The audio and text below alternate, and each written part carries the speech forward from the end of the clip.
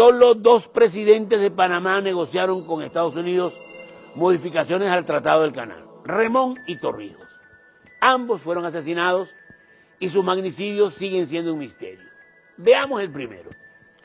José Antonio Remón Cantera nació en 1908 y fue asesinado en 1955, cuando tenía 47 años. De origen relativamente humilde, estudió su carrera militar en México, donde se graduó de oficial de caballería. En el 47 es nombrado jefe de la Policía Nacional de Panamá. Su creciente poder y popularidad entre la tropa es uno de los factores que conducen al derrocamiento de Arnulfo Arias en el 49. 3 años después, en el 52, Remón es elegido presidente constitucional. Como presidente, Remón adopta una política pro-estadounidense, persigue a los comunistas y otros opositores, y en el 53 militariza a la policía, entonces la única fuerza armada del país, y la convierte en Guardia Nacional.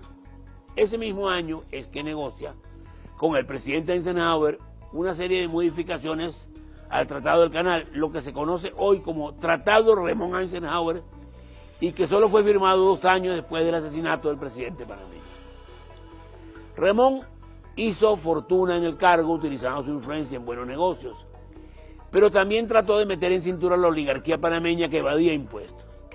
Era respetado y temido por los ricos y poderosos, y además contaba con la lealtad de la Guardia Nacional, a la que sus enemigos llamaban el ejército privado de Remón.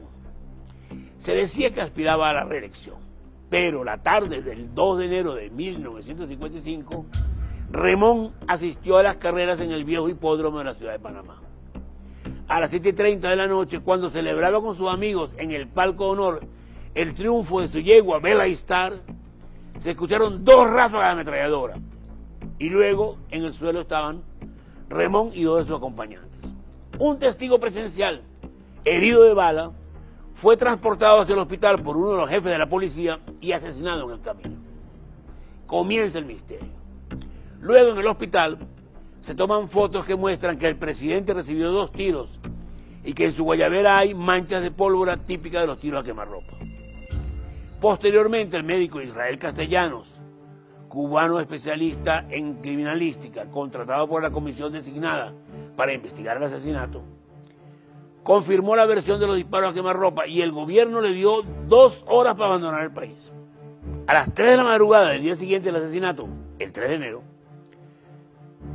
toma posesión en la Asamblea Nacional el primer presidente José Ramón Guisado, y a las 5 de la mañana llega en vuelo especial desde Miami la viuda de Remón, Cecilia Pinel, acompañada del segundo vicepresidente Ricardo Arias Espinosa.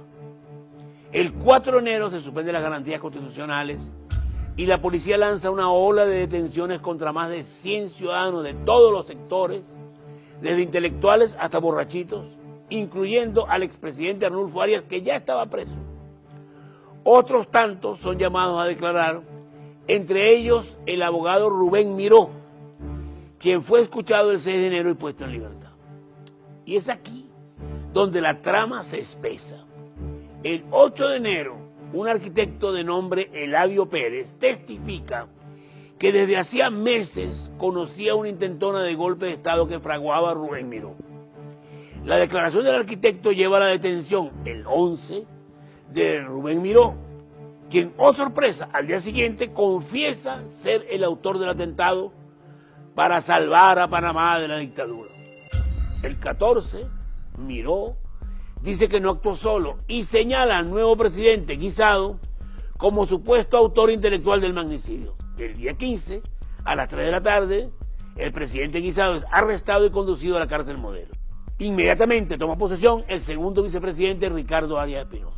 El 29 de marzo, Guisado fue juzgado y condenado por la Asamblea Nacional en lo que algunos calificaron como monstruosidad jurídica. El acusado siempre negó tener algo que ver. Y aquí viene lo mejor. Su testimonio fue apoyado reiteradas veces por el mismo Miró, quien durante el juicio se retractó de sus acusaciones anteriores y dijo que había sido coaccionado y amenazado para que involucrase a Guisado. Sin embargo, sin otras pruebas que las primeras declaraciones de Miró, el depuesto presidente fue declarado culpable y condenado por la Asamblea a 6 años de cárcel. Por otro lado, el juicio de Miró toma 3 años y al final, en el 57, lo absuelven, lo que lleva automáticamente a la liberación de Guisado, cuya única culpa parece haber sido no estar en el guiso. Todo este parapeto jurídico solo sirvió para ocultar a los verdaderos culpables. Y la pregunta seguía siendo la misma: ¿quién mató a Remón?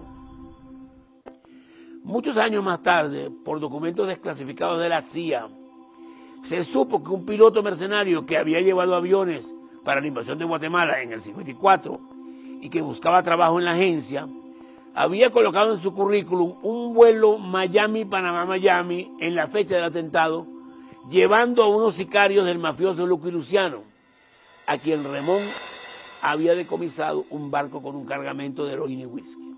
Esta versión puede ser verdad, pero no toda la verdad, porque los asesinos, gringos o no, solo pudieron ejecutar el crimen contando con la complicidad de poderosos sectores de Panamá, rivales de Remón en política y negocios, lo que parece confirmarse con el asesinato del testigo clave perpetrado por el jefe policial que lo llevaba al hospital, menos de 1 hora después del magnicidio. Siempre se dijo que el abogado Rubén Miró era el único que podía aclarar el misterio y que estaba escribiendo un libro sobre eso, pero nunca lo sabremos, porque él mismo fue asesinado el 1 de enero del 70, casi exactamente 15 años después de la muerte de Remón. Por Panamá pasan o hacen escala mercancías, negocios y capitales de todo el planeta. Ahí se hacen grandes fortunas y ya se sabe, detrás de toda gran fortuna siempre hay un crimen. Y así, el asesinato del presidente panameño José Antonio Remón se pierde en un juego de sombras de poder y dinero que hace de él, aún hoy, un misterio de la historia.